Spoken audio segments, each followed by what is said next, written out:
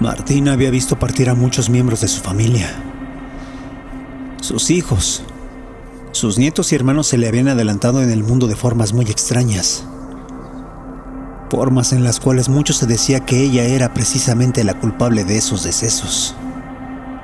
Desde que cumplió 17 años había sido una rara jovencita. No le gustaba ir a fiestas, ni mucho menos socializar con nadie. Se le podía ver siempre en los rumbos del monte viendo fijamente hacia algún punto en el vacío,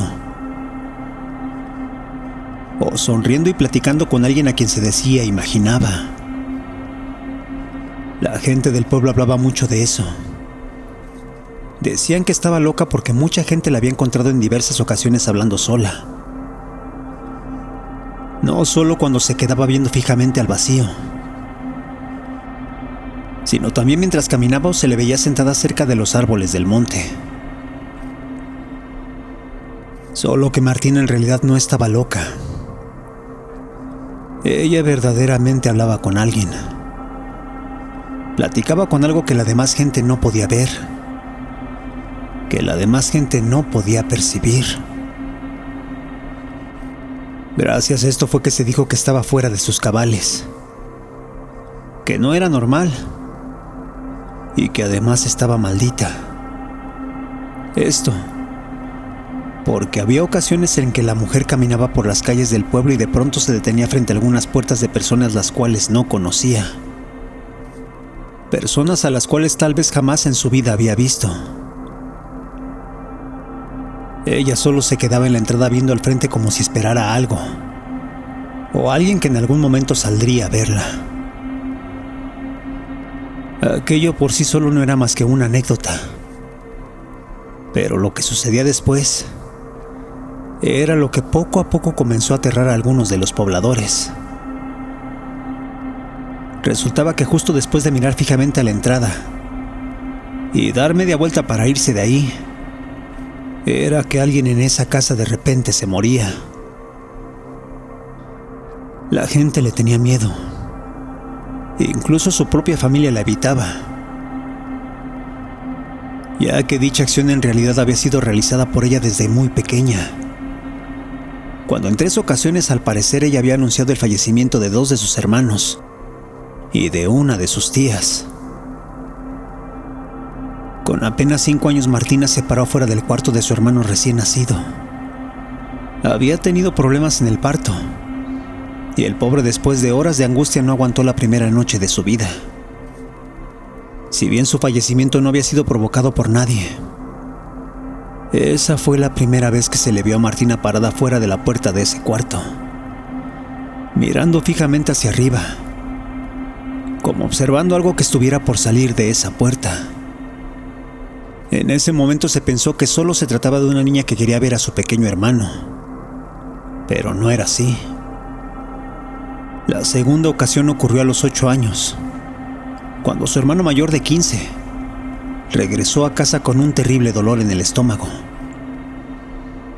Martina tenía una actitud como de autista. Podía estarse quemando en un establo, cayéndose una pared a pedazos, o alguien gritando fuertemente de dolor. Pero ella no volteaba, no hacía caso, no se distraía. Simplemente seguía con cualquier actividad que le estuviera entreteniendo. Por lo que al verla parada fuera del cuarto de su hermano llamó mucho la atención de su familia. Se mantuvo en la puerta por alrededor de 10 minutos. Y cuando se retiró, su madre entró a ver rápidamente a su hermano, solo para descubrir que el jovencito de 15 años ya se encontraba sin vida. Era la segunda ocasión que esto sucedía.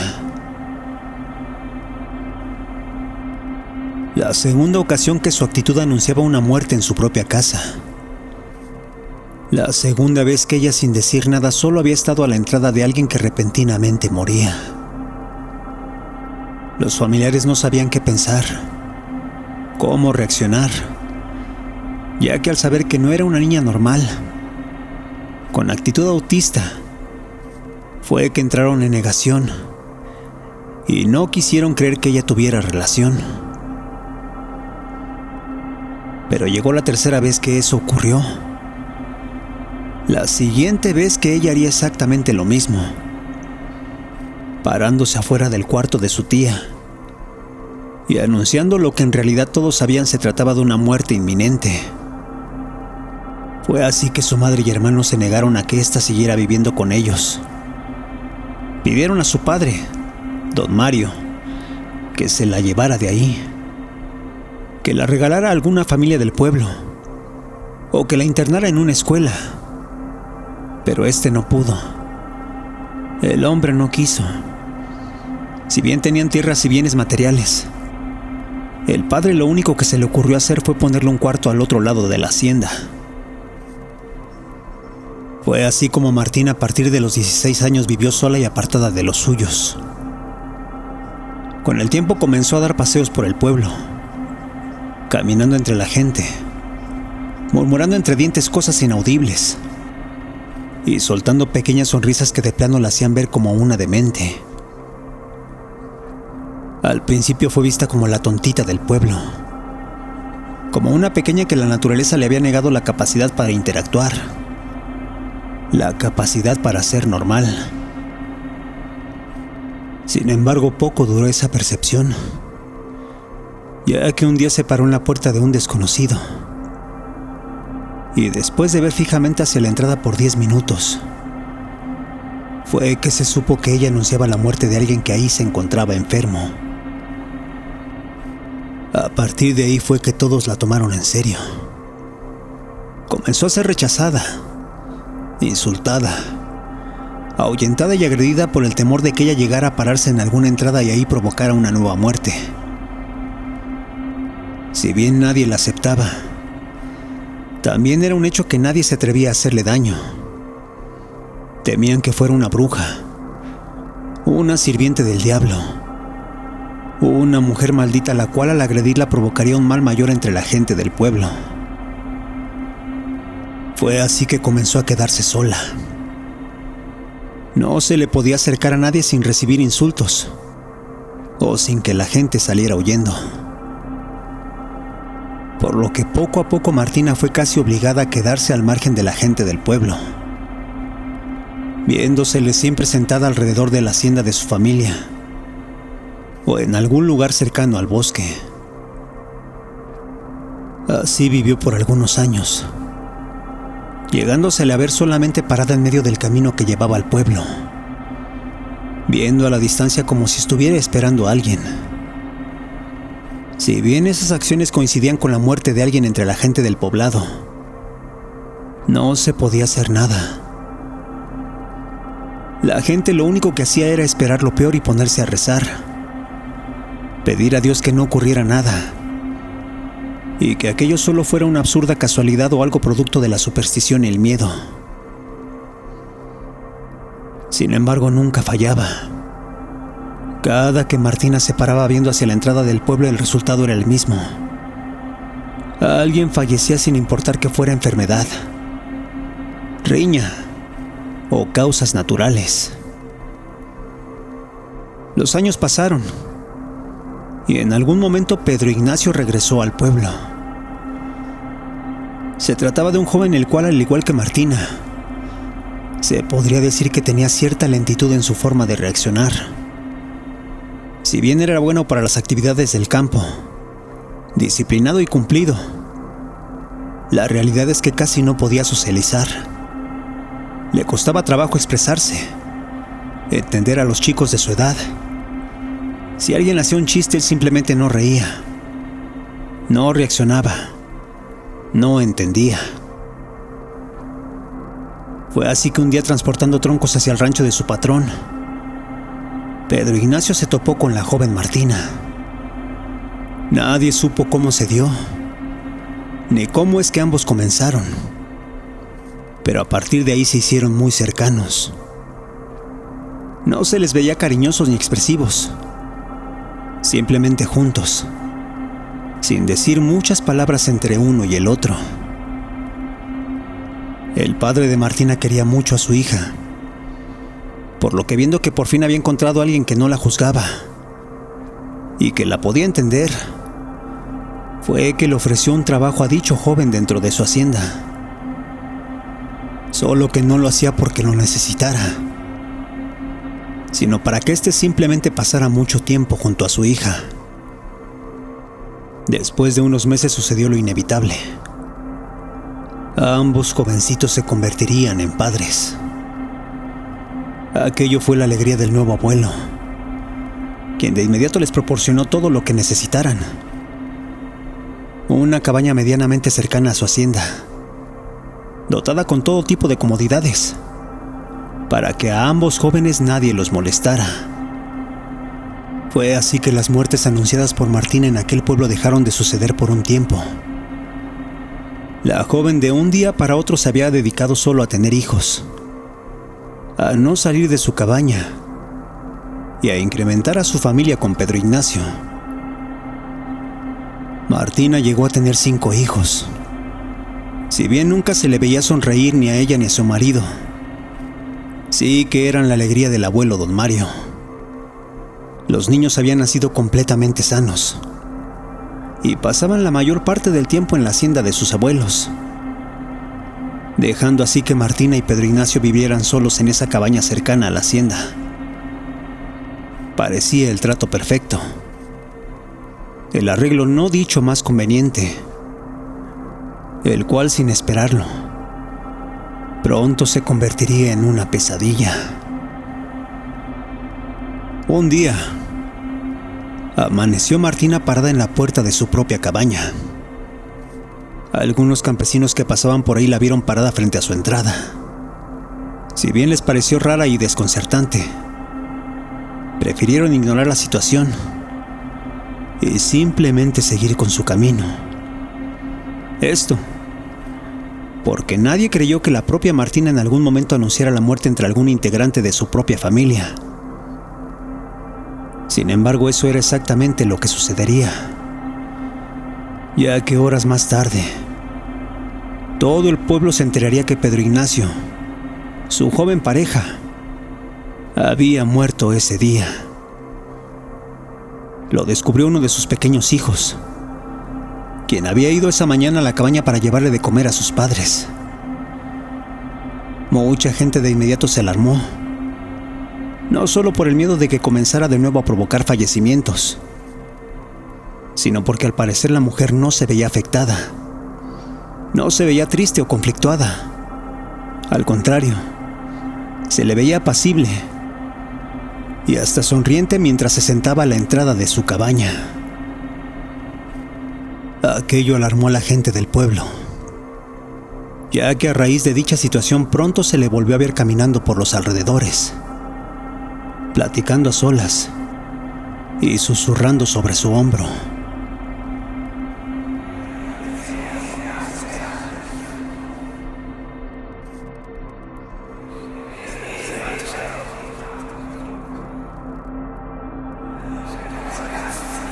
Muchos de sus familiares alertaron a don Mario, insistiendo en que hiciera algo para que la joven maldita no saliera de su cabaña. Sin embargo, este no pensaba igual. Para él su hija era especial, y por nada del mundo haría nada que pudiera lastimarla. Solo que aquella idea no duró para siempre. Un día don Mario salió del pueblo hacia la capital. Había cerrado un trato y se dirigía con un empresario el cual le había comprado 20 de sus caballos, los cuales debían ser llevados directamente hasta su rancho. Fue por esto que desde la madrugada salió acompañado con varios de sus hombres en un viaje.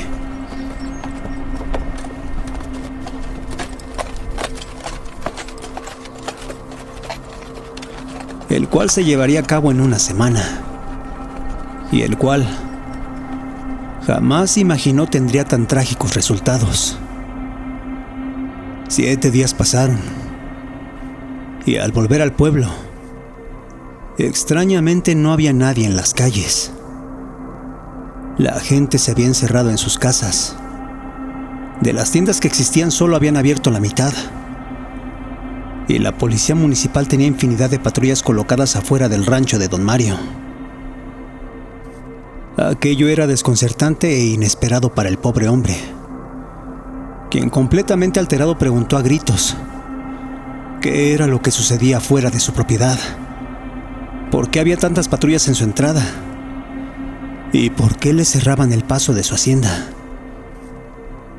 Fue entonces que uno de los oficiales trató de tranquilizarlo. Intentó hacer que se sentara, que se controlara.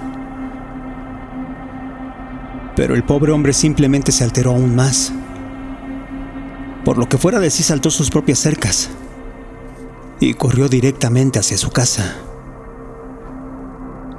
Al entrar allí estaba toda su familia reunida, sentada en la sala con ropas negras, llorando en silencio ante 5 ataúdes postrados en medio de su estancia. Esto porque 3 de sus nietos, 1 de sus hijos y su propia esposa ya habían muerto. El pobre hombre no lo podía creer. Se lanzó desesperado esperando que todo aquello fuera una confusión, una equivocación, incluso una broma. Pero no era así. Al abrir uno de los ataúdes fue que lo vio. Se trataba de uno de sus nietos, el cual tenía la mitad del rostro quemado, completamente deshecho, con la nariz y boca carbonizada y con el cabello completamente pegado hasta el cráneo. Ahí el hombre se tiró al suelo. Con la mirada perdida se quedó sin aliento. Una de sus hijas y 2 de sus peones intentaron levantarlo, para fuera de sí llevarlo directamente hasta su cuarto. Llamaron al doctor y este le dio una pastilla para aminorar su nerviosismo. Horas después fue que el capataz se acercó a hablar con él, intentando explicar con la mayor delicadeza que en su ausencia había ocurrido un lamentable accidente. Sus nietos habían estado jugando en un establo donde guardaban la máquina con la que araban la tierra, donde había varios bidones de gasolina y herramientas. Nadie lo había notado, pero los 3 niños habían estado jugando con juegos artificiales: silbadores, voladores, diablillos, castillos, petardos, sonajeros y similares, los cuales por un descuido, por un terrible accidente, hicieron que uno de los bidones de pronto se prendieran.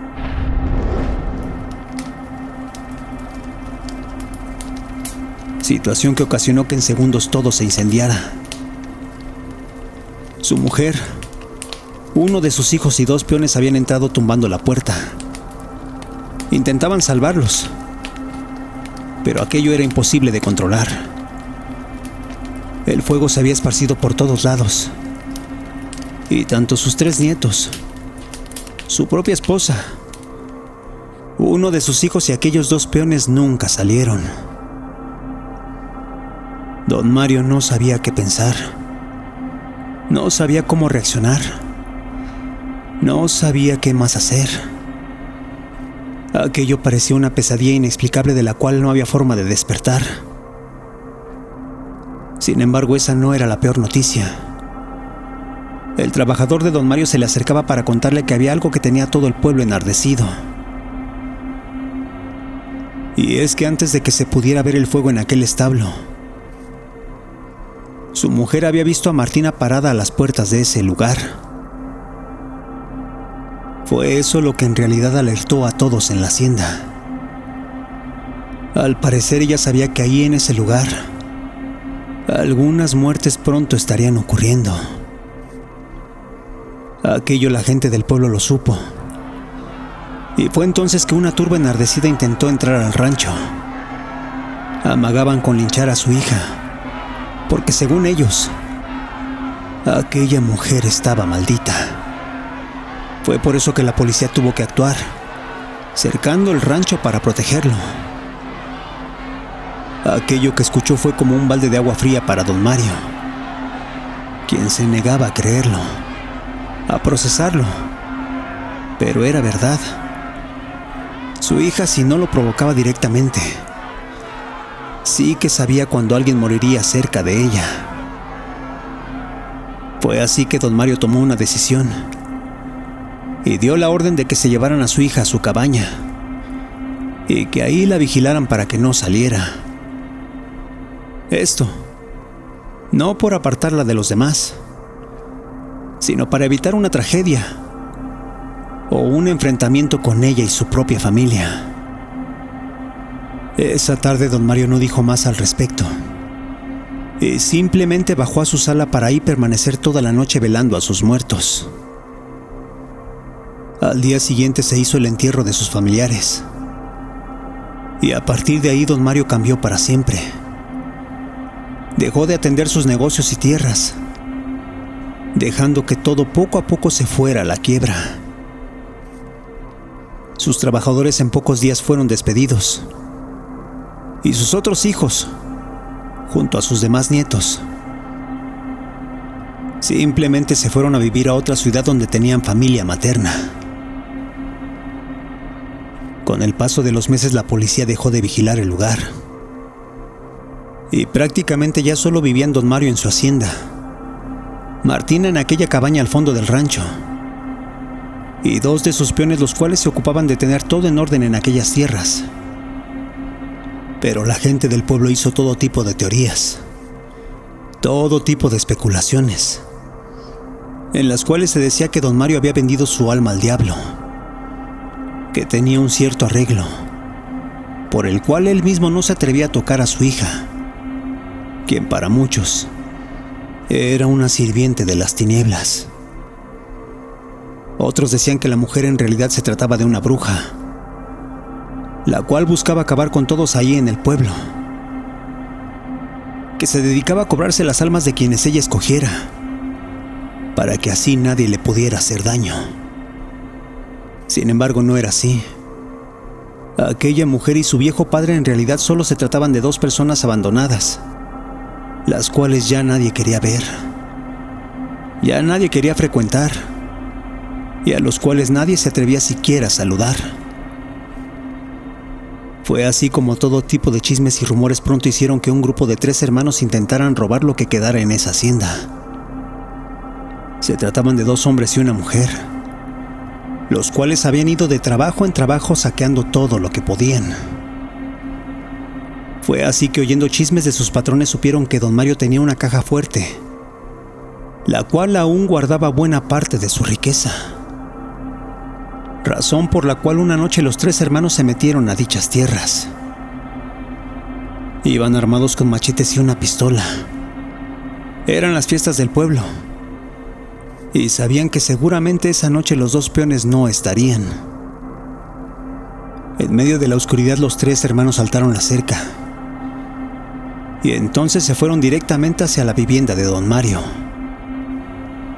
Al entrar todo estaba oscuro, derruido, roto, descuidado. Sin embargo, no estaba vacío, ya que al fondo podía oírse algo de música. Canciones de rancho, las cuales don Mario solía oír cada que bebía. ¿Cómo haré para olvidar ese amor que me queme el alma? Aquellos hermanos, sabiendo que nadie los detendría, simplemente caminaron por el pasillo. Los nervios los iban invadiendo, y el sonido de la música poco a poco iba subiendo. Fue entonces que llegaron hasta el despacho de don Mario. Y ahí estaba. El hombre se encontraba sentado en su sillón, con una botella en una mano y su pistola agitándose en la otra. Sin embargo, no estaba protegiéndose a sí mismo. El pobre hombre sentía que había llegado su tiempo. Estaba ahí terminando su último trago de alcohol, para después de eso acabar con su vida. Pero no esperaba la llegada de esos 3 intrusos, quienes completamente nerviosos comenzaron a lanzar preguntas desesperadas, cuestionando a gritos dónde estaba su dinero. Por lo que don Mario, desconcertado, bajó su botella, entrecerró los ojos y fue que pudo verlos. Para él no se trataba más que de unos jóvenes estúpidos los cuales habían entrado en vano. Don Mario, sin responder, simplemente se paró de su sillón. Tambaleante caminó hacia su ventana y, moviéndose de un lado a otro, fue que abrió la cortina. Los tres hermanos no sabían lo que hacía, por lo que desesperados comenzaron a amenazarlo, a gritarle que se dejara de tonterías y que les diera todo lo que escondía en esa oficina. Sin embargo, don Mario simplemente sonrió fijando su mirada en el exterior. Con una lágrima escurriendo de sus ojos fue que la vio. Ahí, al exterior, se encontraba Martina, quien parada frente a su hacienda esperaba paciente en la entrada. En ese momento el padre entendió todo. Martina estaba ahí prediciendo aquello que tantos años había escuchado, aquello que muchas veces le habían advertido, aquello que siempre se negó a creer, pero que ahora tenía sentido. La muerte estaba por presentarse ahí en su despacho. Fue entonces que el viejo volteó hacia los tres hermanos y les dijo algo que, entre torpes palabras por el alcohol, parecía no tener sentido.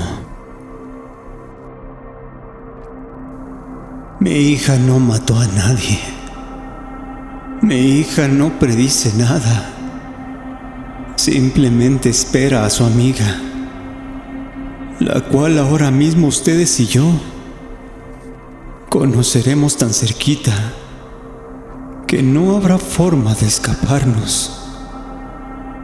En ese momento el nerviosismo se apoderó de uno de los hermanos, quien desesperado se lanzó contra el viejo, comenzando a acuchillarlo en el estómago, en el pecho, en los brazos y también en el cuello. El pobre hombre por instinto trató de defenderse, pero en realidad ya estaba listo para irse de este mundo. Fue por eso que poco a poco don Mario cayó al suelo, respirando agitado por aquel tremendo ataque que había recibido. Y fue entonces que los tres hermanos se acercaron a él, viéndolo directamente a los ojos, sintiendo que el viejo simplemente había perdido la razón. Pasados unos segundos, uno de ellos volteó a su alrededor y, dudando, se asomó por la ventana, solo para ver que efectivamente ahí estaba Martina parada al pie de la entrada, quien, mirando fijamente hacia él, simplemente no se movía de su lugar.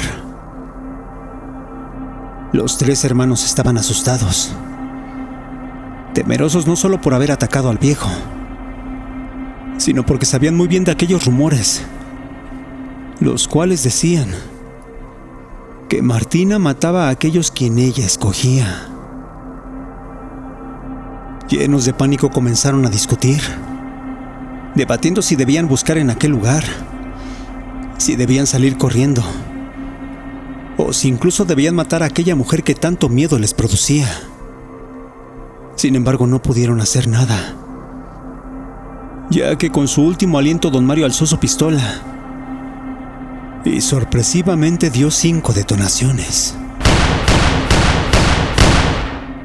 2 de ellas impactando en el pecho de uno de los hermanos, otras 2 en el cuello y rostro de la mujer, y uno más dando exactamente en el cráneo del tercero.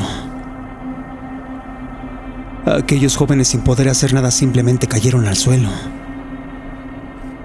Don Mario lo había hecho. A pesar de estar completamente alcoholizado, siempre había tenido buen pulso y buena puntería. Y esta no era la excepción, ya que había dado exactamente donde él quería. El viejo bajó su arma, relajó por completo su cuerpo, y fue entonces que la vio. Entrando por la puerta estaba ella, aquella dama de negro, la cual con su apariencia cadavérica venía a llevárselo. Se trataba de la muerte, quien arrastrando su velo se acercaba a él para extender su mano huesuda y así poder despojarlo de su aliento. El viejo la vio con una sonrisa en su rostro y poco a poco fue que perdió la vida. Martina afuera observó tranquila a la entrada. Paciente esperó a que saliera. Y cuando lo hizo, fue que dibujó su tenue sonrisa. Se trataba de su amiga la muerte, a la cual siempre que podía la acompañaba, a la cual siempre veía llevarse a las almas de los demás y a la cual siempre escuchaba. Martina tenía una amiga a la cual nadie más podía ver, a la cual nadie más podía entender y a la cual, durante toda su vida, siempre pudo acompañar.